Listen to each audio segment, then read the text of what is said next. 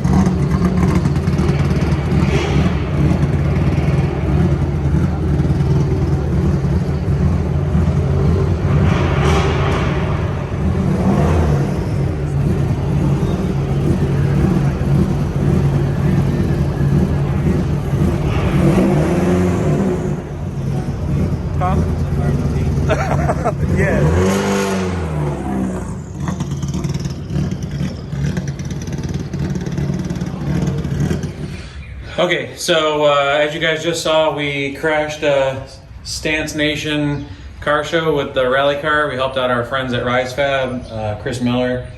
He had a car back out, so we wanted to bring the car down. Unfortunately enough, everybody liked it. They didn't hate on it too bad, even though it was about 3 inches of dust in the back seat, but people got a kick out of it. We threw the pods on for good measure and whatnot. Still have the rally tires on from testing, which you also saw earlier in the video. So now we'll give you a couple little updates. So we're a little behind on filming. So we'll go with the rally car first and then we'll update the Forester. So the rally car, we got it back from Blake's. Put the motor back in. This is not the built motor. That's on delay, so this is the 207 still. But we did do the 6-speed. Come around here. So we redid the wiring, so everything's on a switch panel now. It has push button start. We moved the window controls to the middle, the kill switch. We put a standalone heater system in it and got rid of the factory one. That's an ARC 8000 panel. It's pretty common in motorsports. It's pretty nice. So obviously the wires still have to be cleaned up, but the 6-speed is in, map DCCD is installed. We tested some of the maps last weekend. So everything is in and working.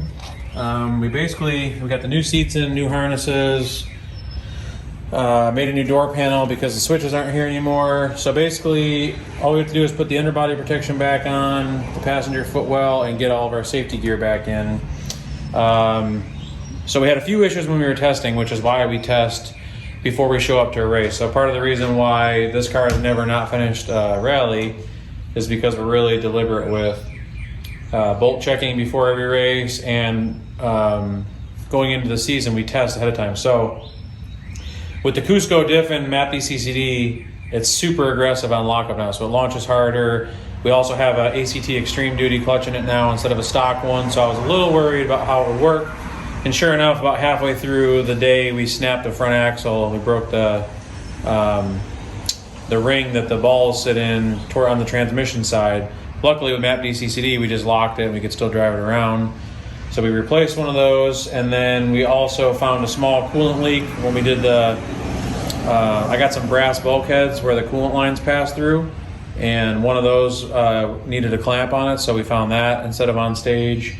And then a recent issue we ran into is that we moved to an STI cluster. This is a Japanese one, so it's in kilometers. This actually was working earlier, and when I put the gauges in the car, it accidentally shorted out because it's a metal dash, even though it's flocked on the outside.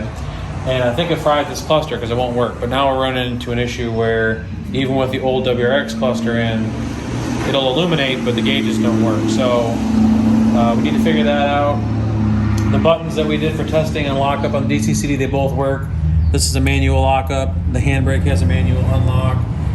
Those all work. We're making a Bluetooth button for this so that we don't have to run this cord. That's just so that we could test with it. So yeah, basically the only thing we have left to do is put the safety gear back in, service the suspension, and figure out this electrical issue, and then it should be ready for the season. It's definitely a new animal with the diffs and everything. It'll take some getting used to, but feels pretty good. And then probably June or July we'll be putting the built 2.5 in, but we'll have to dyno it and break it in, so it's going to take some time.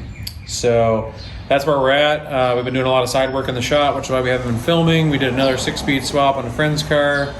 I'm building another motor tonight for another friend. We fixed the Hawkeye, sold it. The Blue RS is sold. Getting another shell to start on the next version of this car. So there's a lot going on. The Forester, transitioning to that, we started tuning it, and of course with anything custom we ran into an issue where the fuel pressure was oscillating like 20 or 30 psi during a pull, which made it impossible to tune because fuel pressure was dropping. So it took me about 2 weeks to figure that out. Ended up being where the Cobb fuel pressure sensor was located. It was on the back of one of the fuel rails, and I think it was picking up the pressure difference in the rail from rail pressure to line pressure where the injectors were pulsing. So I moved it to the regulator where the gauge used to be, and it's working awesome now. So it took me 2 weeks to figure it out, which kind of stinks, but we got it. And then we finished tuning it on 93 in one day. We're not going to disclose any numbers. It's supposed to be a sleeper, but we'll say that it's well into the 500s on pump gas, so it should be pretty wild on E85. And then of course another issue, we maxed out the intercooler, which that's the Rev 9 cheap kit, so I can't hate on that. It was really awesome until about 500. So right now I have a huge core being made, which I will show you in the next video. Fast Tech, who's our new sponsor for 2021, they are fabricating some end tanks for it. They're probably also going to do some work on this. So I'll show you that in the next video, and then we will resume E85 tuning on the dyno, which you'll for sure see. We'll record that. And then it might be done for a little bit until we think of something crazier, but so everything else is going well with that now, but there was like a 2 week span where it was a nightmare trying to figure out. We didn't know if it was the bad fuel pumps or whatever, because everything's custom, so it was difficult. But that's it. So in the next video, you will see the new intercooler, most likely some more testing on this, and I'm not sure when the dyno date is, but we'll post that on Instagram. Did you get the dash? Oh yeah. Yeah, so we made that dash cover up too. It's first design. We got the Flockit kit. It turned out pretty good. I scratched it some putting it in, but it's race car. It's pretty. That's what it is. Then we're gonna do the back too. The what? We're gonna do the rear deck too. Oh yeah. Didn't actually make a huge mess. So we might be able to do that. If you shop vac it, it's not bad. People made it seem like it was a disaster. It does get everywhere, but if we taped off the front, we probably could shimmy the stuff on there. So if we're doing a built 2.5, what kind of internals are we doing? Oh, the built 2.5 is stout. So we're not doing a closed deck because with the restrictor, there's no point, and plus they tend to run a little bit hotter, and this already gets abused bad. So it'll be an open deck, but it has Molly perfect skirt gold pistons, and then the Turbo Tough rods, which are rated for like 800 horsepower. And then it has King bearings, and it's getting bore matched. So it's not a brand new case, it's a seasoned case, but it's getting bored to the piston size. So it'll be 99.5 millimeters, and then it's getting an SDI nitride crank. And then we're probably going to run Kelford 264 cams just to be a little more efficient with the air that we can get past the restrictor. We have stock cams in there right now. We're hoping to get a little bit more power, but a significant more boost in torque going to the 2.5 liter. So nothing super crazy, but the good components where they count. So our friend Keith is building that for us, and then should be a pretty good difference paired with the 6-speed. So we'll see. So now he's got to find a day to take the Forester out. Yeah.